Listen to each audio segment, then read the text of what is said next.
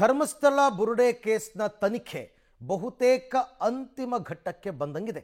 ಇವತ್ತು ವಿಚಾರಣೆಗೆ ಹಾಜರಾಗೋದಕ್ಕೆ ಕೆಲವರಿಗೆಲ್ಲ ನೋಟಿಸ್ ಕೊಡಲಾಗಿತ್ತು. ಸುಜಾತಾ ಭಟ್ ಹೊರತುಪಡಿಸಿ ಉಳಿದವರೆಲ್ಲರೂ ಗೈರಾಗಿದ್ದಾರೆ. ಈ ತಿಂಗಳ ಅಂತ್ಯಕ್ಕೆ ವರದಿ ಸಲ್ಲಿಕೆಯಾಗುವಂತಹ ಸಾಧ್ಯತೆ. ಈ ತಿಂಗಳ ಅಂತ್ಯ ಅಂದರೆ ಇನ್ನೊಂದು 3-4 ದಿವಸದಲ್ಲಿ. ಸೊ SIT ನೋಟಿಸ್ ಕೊಟ್ಟರು ಕೂಡ ಬುರುಡೆ ಗ್ಯಾಂಗ್ನವರು ಗೈರಾಗಿದ್ದರು. ಮಹೇಶ್ ತಿಮ್ರೋಡಿ, ಗಿರೀಶ್ ಮಟ್ಟಣ್ಣವರ್ ಯಾರೂ ಕೂಡ ಬಂದಿಲ್ಲ. ಸುಜಾತಾ ಭಟ್ ಒಬ್ಬರು ಮಾತ್ರ ಬಂದಿದ್ದಾರೆ. ಸೊ ವಿಚಾರಣೆಗೆ ಗೈರಾದ ತಿಮ್ರೋಡಿ ಗ್ಯಾಂಗ್ ಹಾಗಾದರೆ ಅರೆಸ್ಟ್ ಆಗುತ್ತಾ? ಅರೆಸ್ಟ್ ಎಚ್ಚರಿಕೆಯನ್ನು ಕೊಟ್ಟಿದ್ರು SIT ಅಧಿಕಾರಿಗಳು. ಅಂದರೆ ನೀವು ವಿಚಾರಣೆಗೆ ಹಾಜರಾಗದಿದ್ದರೆ ನಿಮ್ಮನ್ನು ಅರೆಸ್ಟ್ ಮಾಡಲಾಗುತ್ತೆ ಅಂತಲೇ ಎಚ್ಚರಿಕೆಯನ್ನು ಕೊಟ್ಟಿದ್ರು. ಆದರೂ ಕೂಡ ಸುಜಾತಾ ಭಟ್ ಒಬ್ಬರನ್ನ ಬಿಟ್ಟು ಬೇರೆ ಯಾರೂ ಬಂದಿಲ್ಲ.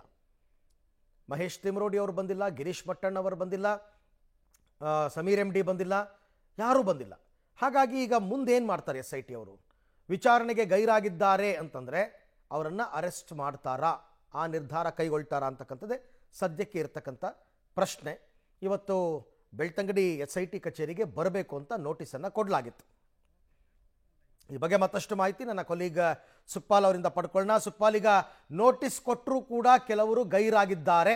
ಹಾಗಾಗಿ SIT ಅವರ ಮುಂದಿನ ಕಾರ್ಯ ಏನು? ಅರವಿಂದ್, SIT ಅಧಿಕಾರಿಗಳು ಇವತ್ತು 5 ಜನರಿಗೆ ನೋಟಿಸನ್ನು ಕೊಟ್ಟಿರುವಂಥದ್ದು. ಪ್ರಮುಖವಾಗಿ ಮಹೇಶ್ ಶೆಟ್ಟಿ ತಿಮರೋಡಿ, ಗಿರೀಶ್ ಮಟ್ಟಣ್ಣರು, ಜಯಂತ್ ಟಿ, ವಿಠಲ್ ಗೌಡ ಹಾಗೆ ಸುಜಾತಾ ಭಟ್ಟಿಗೆ ನೋಟಿಸನ್ನು ಕೊಟ್ಟಿರುವಂಥದ್ದು. ಇವತ್ತು ಬೆಳಿಗ್ಗೆ 10ವರೆಗೆ SITಯ ಬೆಳ್ತಂಗಡಿಯಲ್ಲಿರುವಂಥ ಕಚೇರಿಗೆ ಬಂದು ವಿಚಾರಣೆಗೆ ಹಾಜರಾಗಬೇಕು. ಒಂದು ವೇಳೆ ಹಾಜರಾಗದಿದ್ದರೆ ನಿಮ್ಮನ್ನು ವಶಕ್ಕೆ ಪಡೆದು ನಾವು ವಿಚಾರಣೆ ಮಾಡಬೇಕಾಗುತ್ತೆ ಅನ್ನುವಂಥ ಸೂಚನೆಯನ್ನು ಆ ಒಂದು ನೋಟಿಸಲ್ಲಿ ಕೊಟ್ಟಿರುವಂಥದ್ದು. ಆದರೆ ಇವತ್ತು ಬೆಳ್ಳಂಬೆಳಗ್ಗೆ ಬೆಂಗಳೂರಿನಿಂದ ನೇರವಾಗಿ ಸುಜಾತಾ ಭಟ್ಟಿ SITಯ ಬೆಳ್ತಂಗಡಿ ಕಚೇರಿಗೆ ಆಗಮಿಸಿದ್ದಾರೆ. ಅವರು ವಿಚಾರಣೆಗೆ ಹಾಜರಾಗಿದ್ದಾರೆ. ಆದರೆ ಇನ್ನುಳಿದಂತೆ ಇರುವಂಥ 4 ಮಂದಿ ಯಾರಿದ್ದಾರೆ ಅವರು ಯಾರು ಈವರೆಗೂ ವಿಚಾರಣೆಗೆ ಹಾಜರಾಗಿಲ್ಲ. ಸುಮಾರು 12 ಗಂಟೆಗೆ ನಾವು ವಿಚಾರಣೆಗೆ ಬರ್ತೇವೆ ಅನ್ನುವಂಥದ್ದನ್ನು ಹೇಳ್ಕೊಂಡಿದ್ದಾರೆ. ಆದರೆ ಈವರೆಗೂ ಬಂದಿಲ್ಲ. ಸುಮಾರು ಒಂದು 2 ಗಂಟೆ ಮಧ್ಯಾಹ್ನದವರೆಗೂ ಕಾಯುವಂಥ ಕೆಲಸಗಳನ್ನು ಮಾಡ್ತೇವೆ ಅನ್ನುವಂಥದ್ದನ್ನು SIT ಅಧಿಕಾರಿಗಳ ಮೂಲದಿಂದ ಗೊತ್ತಾಗಿರುವಂಥದ್ದು. ಹಾಗಾಗಿ 2 ಗಂಟೆಯ ಬಳಿಕ ಮುಂದಿನ ನಡೆ ಏನನ್ನುವಂಥದ್ದು ನಿರ್ಧಾರ ಆಗುತ್ತೆ. SIT ಅಧಿಕಾರಿಗಳು ನೋಟಿಸಲ್ಲಿ ಕೊಟ್ಟಿರುವ ರೀತಿಯಲ್ಲೇ ಹೋಗಿ ವಶಕ್ಕೆ ಪಡೀತಾರ ಅಥವಾ ಇನ್ನೊಂದು ನೋಟಿಸ್ ಕೊಟ್ಟು ಅವರನ್ನ ವಿಚಾರಣೆಗೆ ಹಾಜರಾಗಲಿಕ್ಕೆ ಸೂಚನೆ ಕೊಡ್ತಾರೆ ಅನ್ನುವಂಥದ್ದು ಕುತೂಹಲ ಇರುವಂಥದ್ದು. ಈಗ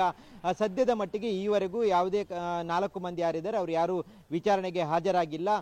ಇನ್ನು 12 ಗಂಟೆಗೆ ಬರ್ತೇನೆ ಅಂತ ಸೂಚನೆಯನ್ನು ಹೇಳಿದ್ರು. ಯಾವುದೇ ರೀತಿಯಾಗಿ ಈವರೆಗೂ ಅವರು ವಿಚಾರಣೆಗೆ ಹಾಜರಾಗಿಲ್ಲ. ಹಾಗಾಗಿ SIT ಅಧಿಕಾರಿಗಳು ಮುಂದೆ ಏನು ಮಾಡ್ತಾರೆ ಅನ್ನುವಂಥದ್ದು ಕುತೂಹಲ ಇರುವಂಥದ್ದು. ರೈಟ್, ಥ್ಯಾಂಕ್ ಯು ತಮ್ಮೆಲ್ಲ ಮಾಹಿತಿಗೆ. ಧನ್ಯವಾದ ಸುಕ್ಪಾಲ್.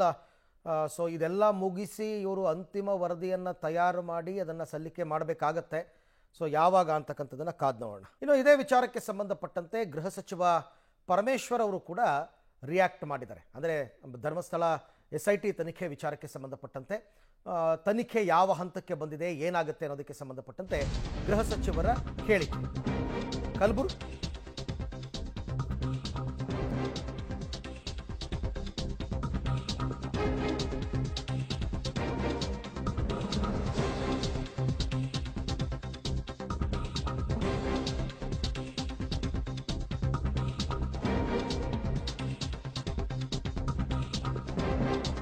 ಕಲಬುರಗಿಯ ಆಳಂದ ವೋಟ್ ಚೋರಿ ಪ್ರಕರಣದ ತನಿಖೆಯನ್ನು ಚುರುಕುಗೊಳಿಸಿದೆ SIT.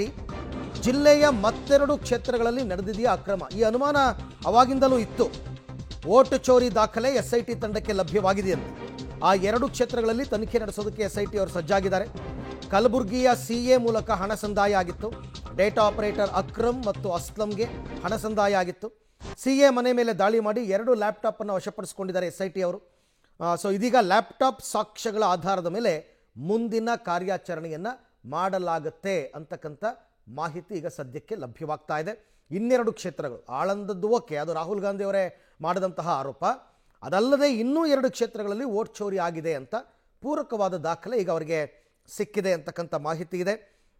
CA ಮುಖಾಂತರ ಈ ಅಕ್ರಮ್ ಮತ್ತು ಅಸ್ಲಂ ಇವರಿಗೆ ಹಣ ಸಂದಾಯ ಆಗಿತ್ತು. ಅದೇನೋ 1 ವೋಟ್ಗೆ 80 ರೂಪಾಯಿ ಅಂತನೋ ಏನೋ ಆಗಿತ್ತು ಅಂತಕ್ಕಂಥ ಮಾಹಿತಿ ಈಗ ಲಭ್ಯವಾಗಿದೆ.